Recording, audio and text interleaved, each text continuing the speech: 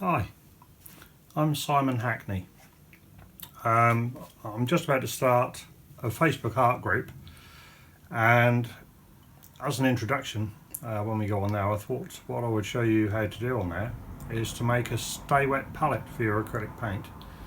I've started using this. It's saved me a ton of money already, because normally with acrylic it dries so quickly that at the end of the painting session you just end up binning half your paint, which is such a waste of money. I looked online, and a stay wet pallet's about £25 normally, and I've made one for about £3 literally. This is it. You can see the paint in there, and I will show you how to make it.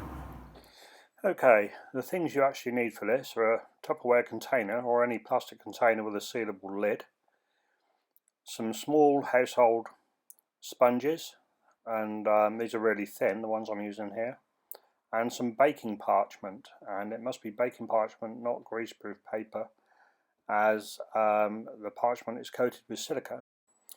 Okay, you begin by cutting your sponges to fit the bottom of your container.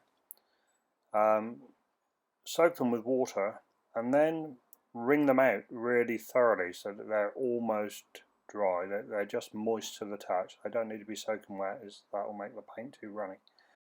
Right, take a piece of your baking parchment, cut it to shape so that it fits over the sponge. Just slightly moisten it, run it under the tap, shake the excess water off, and lay it in the bottom of the tray. Okay, and it's on top of that we'll put the paint.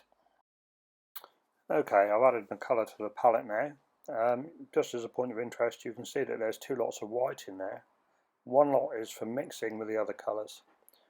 The other lot of white I keep separate so that when I want a pure white highlight or a pure white in the painting, I can use it without it being contaminated by anything else.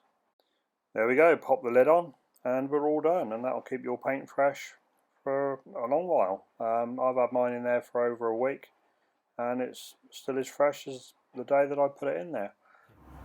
I've been using it for about a week now, and I just cleaned it out this morning to show you how to make a new one.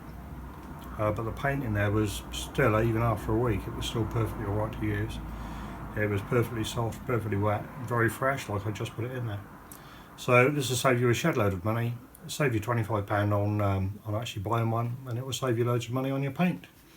So I hope you do this, hope you enjoy it. If you like these videos, of course, please hit the subscribe button and press the bell next to them, and of course you'll get updates then when new videos come out.